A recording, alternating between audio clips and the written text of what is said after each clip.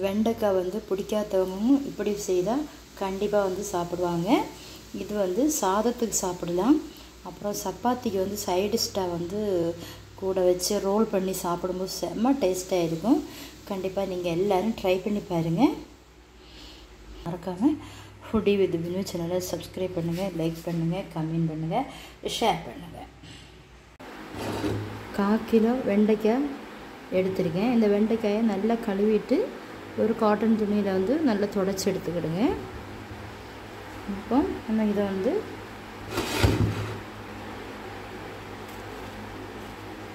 இந்த மாதிரி நீள வாக்கில் கட் பண்ணி எடுத்து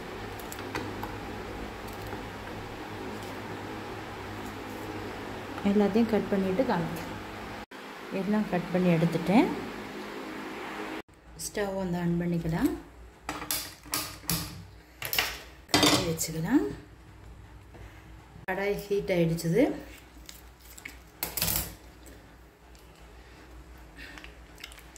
ஒரு டேபிள் ஸ்பூன் வந்து கீ வந்து சேர்த்துக்கிடுங்க. கடாயில்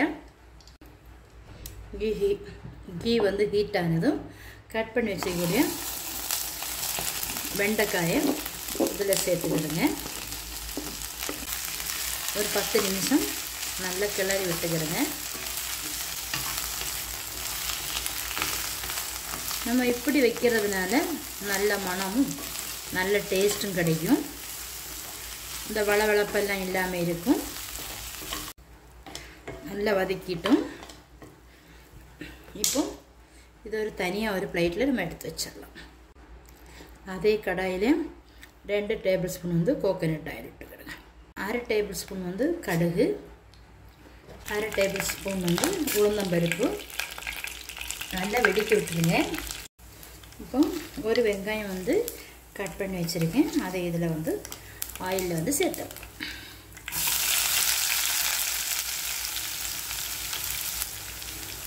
ரெண்டு பச்சை மிளகா வந்து காரத்துக்கு கட் பண்ணி வச்சுருக்கேன். அதை இதில் சேர்த்துக்கலாம்.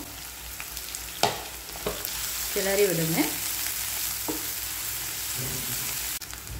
ஃப்ரெஷ்ஷான கறிவேப்பிலை வந்து சேர்த்துடலாம். டேபிள் ஸ்பூன் வந்து சால்ட்டு சேர்த்துடுங்க. நல்லா வதக்கி விடுங்க.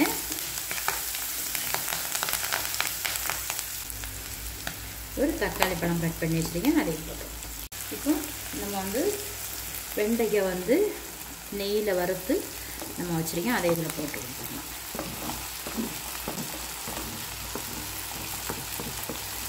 எல்லாத்தையும் போட்டுட்டு நல்லா கிளறி விடுங்க. ஒரு 10 நிமிஷம் நம்ம மூடி வச்சுக்கலாம். மூடி வச்சுட்டு நம்ம ஓப்பன் பண்ணி பார்க்கலாம். 1/2 டேபிள் ஸ்பூன் வந்து மிளகா பொடி போட்டுடுங்க. 1/4 டீஸ்பூன் வந்து மஞ்சள் சேர்த்துக்கிடுங்க. நம்ம கடையில் வாங்கின சன்னா மசாலா பவுட்ரு வந்து இருக்குது. அதில் 1/2 டேபிள் ஸ்பூன் வந்து இதில் சேர்த்துடுங்க. இதை வந்து நல்லா கிளறி விடுங்க. இப்போவே கப கப கபன்னு மணக்கு. வெண்டைக்காயெல்லாம் வந்து நம்ம நல்லா கிளறி மசாலா எல்லாம் போட்டாச்சு. போட்டதுக்கப்புறம் தக்காளி நம்ம சேர்த்துருக்கோம். ஒரு 2 சொட்டு லெமன் ஜூஸ் போட்டு மூடி வச்சு இப்போ நம்ம ஓப்பன் பண்ணி பார்க்கலாம். பண்ணி பார்த்துட்டு நல்லா கிளறி விடுங்க.